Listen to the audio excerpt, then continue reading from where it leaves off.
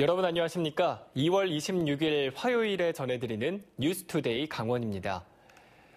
이틀 앞으로 다가온 2차 북미 정상회담에서 대북 제재 완화가 거론될 것으로 알려지면서 남북 경제 협력 재개에 대비해야 한다는 목소리가 커지고 있습니다. 이에 따라 강원도는 북측이 원하는 농업 분야 교류에 선제적으로 대응하기 위한 준비에 들어갔습니다. 강화길 기자가 보도합니다. 강원도의 남북 농업 교류는 지난 2000년 북강원도에 시감자 30톤을 지원하는 게 시작이었습니다. 이후 모짜리용 비닐 지원, 옥수수 1000톤과 감자 300톤 지원, 원산 농민기술 강습소 보수, 시감자 원종장 건설로 이어졌습니다. 거의 인도적인 지원 사업들로 제한적인 교류에 그쳤습니다. 이에 따라 강원도는 북한의 농업 발전에 기여할 수 있는 실질적인 협력 사업을 확대할 계획입니다. 이를 전담할 기구로 강원도 남북농업교류협의회가 출범했습니다. 강원도의 농업 분야 부서장과 남북교류 전문가, 농업단체 대표가 참여했습니다. 이들은 남북농업교류 사업을 발굴하는 등 교류 기반을 구축하는 역할을 하게 됩니다. 남북농업은 특별히 기존에 있었던 1차 산업들의 이런 농업이 아니라 4차 산업혁명 시대를 맞이해서 그 첨단 농업들이 굉장히 필요할 거고 북한 쪽도 이런 거에 대한 준비와 그 기대, 요구들이 많이 있습니다. 강원도는 우선 북강원도 농업 여건부터 파악하기로 했습니다. 농업 기반과 작물 재배, 가축 사육에 대한 남북 공동조사를 제의할 방침입니다. 이를 통해 북강원도 평강 세포군에는 축산, 안변 고산군이 이루는 원예, 고성 금강군은 곡물, 철원은 벼 등 거점별 농업을 육성합니다. 또 가축 질병을 막기 위한 공동 방역과 발생 정보를 공유하기로 했습니다. 강원도는 이를 기반으로 8개 경협 사업을 단계적으로 추진합니다. 북강원도 농업 인력 파견, 북강원도 김치 공장 준공, 공동 축산단지 조성, 가축 질병 공동 방역 시스템 구축 등입니다. 이와 함께 10년 전 합의했지만 핵실험 등으로 중단된 금강산 공동 영농 사업부터 재개하기로 했습니다. MBC 뉴스 강화길입니다. 땅에 스며들었던 물이 녹아내리는 요즘 낙석이나 붕괴에 대한 위험이 높습니다. 영월의 한 절개지에서는 최근 200톤 정도의 낙석이 발생하기도 했는데 다음 달까지 이런 붕괴 위험 지역에 대한 안전 점검이 실시됩니다. 황구선 기자입니다. 크고 작은 바위들이 도로를 차지했습니다. 낙석 방지망이 뜯겨나간 절개지는 하얀 속살을 드러냈고 가드레일도 끊겨져 나갔습니다. 지난주 200톤가량의 낙석이 쏟아졌습니다. 처음에 어릴 때는 소리가 별로 크진 않았는데 두 번째는 이 주위에서 사람이 놀랄 정도로. 낙석 위험 지역으로 꼽혀온 이곳은 지난해 10월부터 통행이 중단된 상태. 낙석 지점 주변에도 최근 얼음이 녹아 흘러내리면서 추가 낙석 위험이 높습니다. 또 다른 영월 지역 군도 70m 구간에는 낙석 방지 터널이 조성되고 있습니다. 급경사지 붕괴 위험 지역인 이곳 역시 크고 작은 낙석과 토사 유출 사태가 발생해왔습니다. 해빙기에 흙이나 바위 틈으로 스며들어 얼었던 수분이 녹는데 이때 지반이 약해지면서 낙석이나 붕괴 위험이 높아지고 있습니다. 급경사지 붕괴 음지구로 지정된 곳에 대하여 해빙기 안전점검을 3월 말까지 외부 전문가와 합동으로 실시할 계획으로 있습니다. 해빙기 안전점검 대상인 도내 급경사지 붕괴 위험 지역은 1,600여 곳. 점검이 시급한 D2등급 258곳은 민간 전문가와 위험도를 분석해 붕괴 방지 시설 등이 구축됩니다. 지난 10년간 전국에서는 22건의 절개지, 낙석 위험 지역 사고로 2명의 사상자가 났습니다. MBC 뉴스 황구선입니다. 요즘 영동 지역에서도 중앙아시아 등 외국인 노동자들을 쉽게 마주칠 수 있습니다. 특히 단순 일용직에 이 외국인 노동자들이 많이 투입이 되는데 어떤 문제가 있는지 배연환 기자가 취재했습니다. 인력 사무소들이 모여있는 강릉 옥천동입니다. 이른 새벽부터 일거리를 얻기 위해 사람들이 모여 있습니다. 가까이 가보니 외국인들을 어렵지 않게 찾아볼 수 있습니다. 주로 중앙아시아 국가에서 온 사람들이 많아 보입니다. 어디서 왔어요? 타지키스탄. 언제 왔어요? 그래요? 와. 언제 왔어요? 외국인 일용직 노동자들은 올림픽 경기장 건설 당시부터 늘어나기 시작했습니다. 외국에서 들어오기 전에, 여기에 들어오기 전에, 얘는 올림픽 되고 나서 들어왔잖아요. 4년 전부터. 그 전에는 여기 가면 외국인도 거의 없었는데.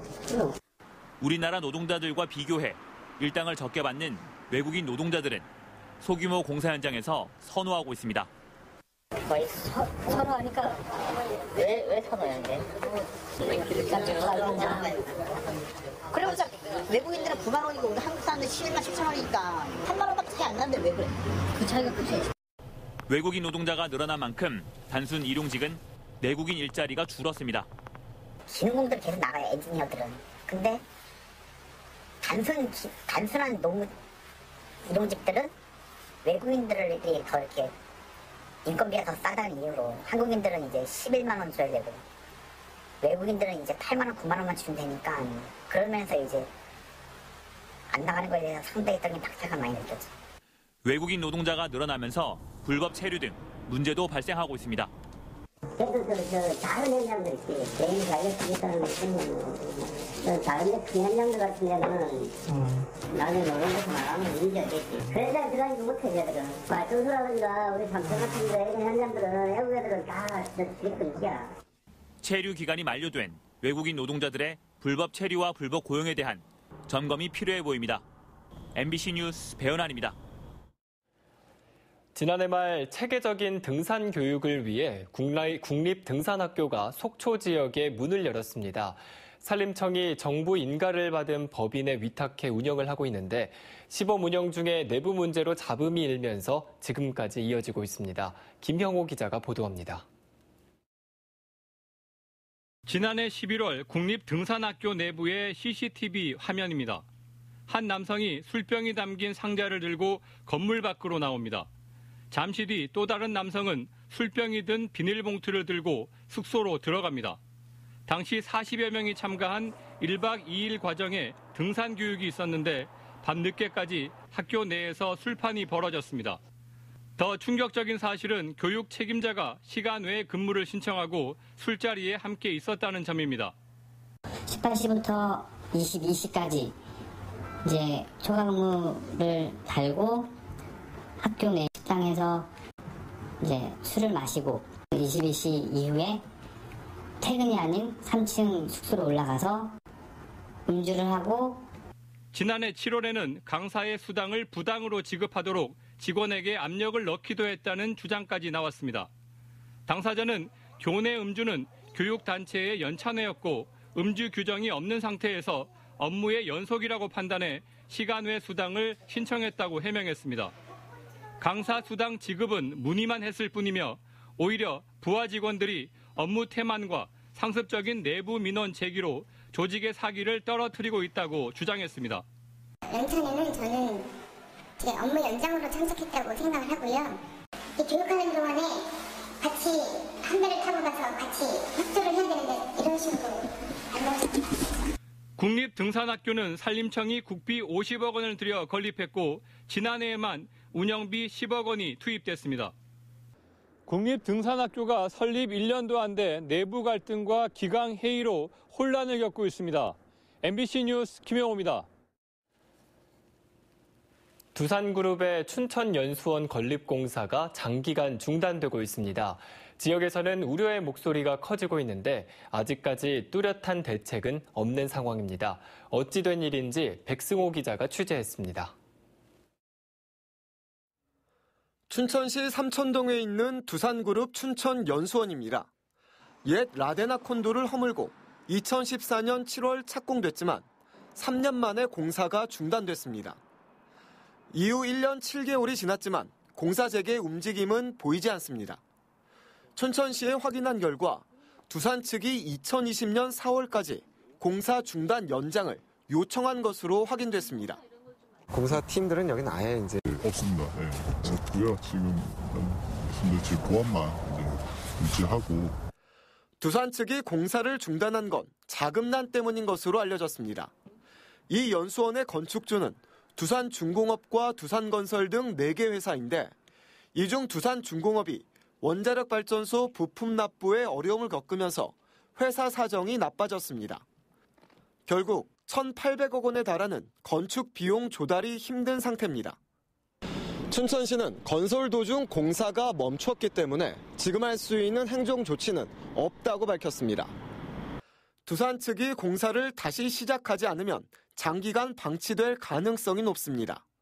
당초 춘천시는 연수원이 완성되면 두산그룹 임직원이 1년 내내 춘천시를 찾는다며 경제 활성화를 기대했습니다.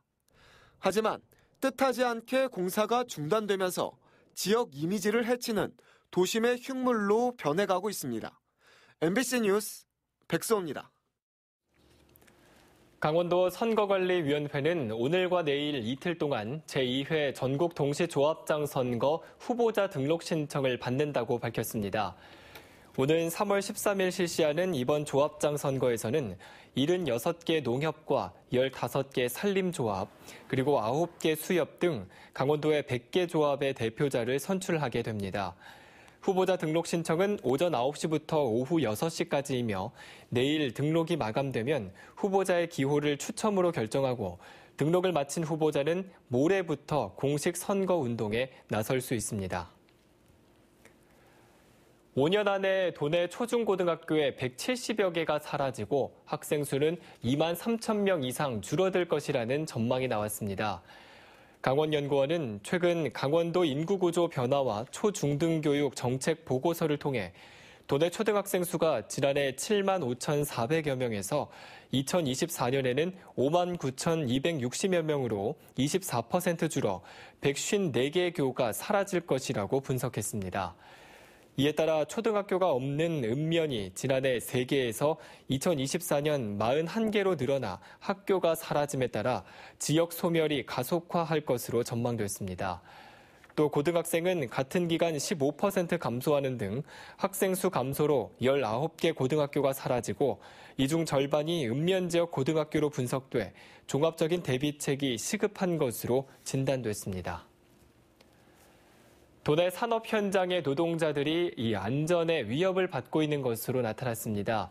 고용노동부 자료에 따르면 강원도는 지난 2017년 재해율과 업무상 사고 재해율, 사망 만인율, 업무상 질병 요양자 만인율, 업무상 질병 사망 만인율 등 5개 지표에서 1위를 차지했습니다.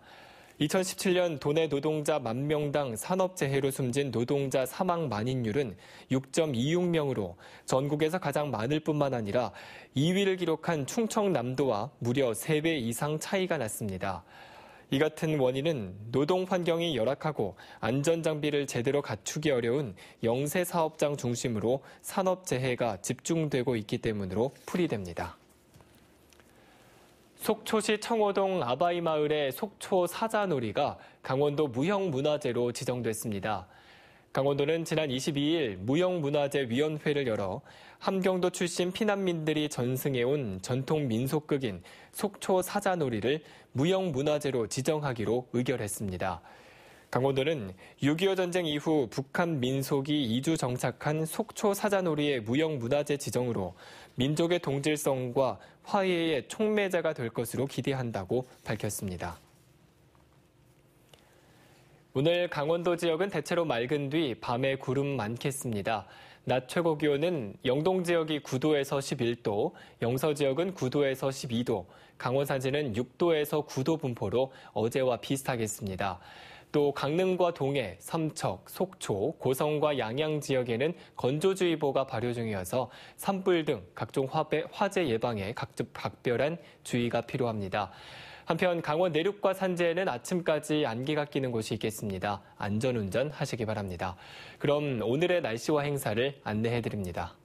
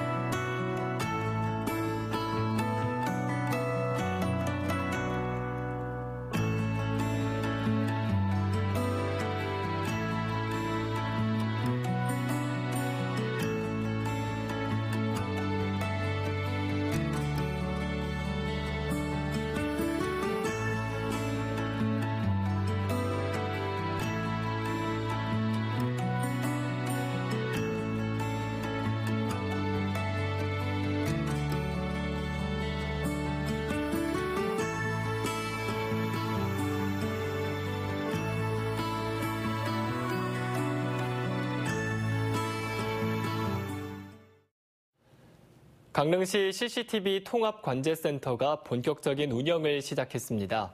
강릉시는 지난 2주 동안 시범 운영을 거쳐 어제부터 관제 요원과 경찰관 등 17명을 배치해 방범과 산불 예방, 불법 주정차 단속 등 CCTV 1,020대를 24시간 통합 관리하고 있습니다. 강릉시는 실시간 CCTV 모니터링을 통해 범죄와 사고, 재해, 재난에 신속하게 대응할 수 있고 안전사고 예방을 기대하고 있습니다. 강원 동해안에서 울릉도를 오가는 여객선이 이달 말부터 차례로 운항을 재개합니다. 동해지방해양수산청에 따르면 강릉에서 울릉도를 오가는 여객선은 오는 28일부터 운항을 재개하고 동해 묵호원과 울릉도를 오가는 여객선은 다음 달 22일부터 운항을 시작합니다. 강원 동해안에서 울릉도를 오가는 여객선은 겨울철의 승객 감소와 기상 악화 등을 이유로 휴항하고 있습니다. 지역에서 생산되는 신선한 농산물을 바로 판매하는 직매장이 확대될 전망입니다. 원주시는 신설되는 혁신도시 육아종합지원센터 인근에 도내 농산물을 전시해 팔 수 있는 대도시형 직매장이 설치되며 문막나들목 앞에 건립 중인 친환경 유역 통합관리센터 내에도 지역 농산물 판매장이 들어설 예정이라고 밝혔습니다. 한편 원주에는 현재 5곳의 로컬푸드 직매장이 운영 중이며 지난해 76만 명 이상의 소비자가 찾아 45억 원이 넘는 매출을 기록했습니다. 삼척시가 노인 전문 요양병원 건립을 검토하고 있습니다. 삼척시는 도계 지역에 120병상과 노인성 질환 진료 과목을 갖춘 시립 노인 전문 요양병원을 건립하기로 하고 타당성 조사 용역을 실시합니다. 삼척시는 오는 8월까지 타당성 조사를 마친 뒤 긍정적인 결과가 나오면 150억 원의 사업비를 들여 오는 2023년까지 건립할 계획입니다. 이상으로 뉴스투데이 강원을 마칩니다. 시청해주신 여러분 고맙습니다.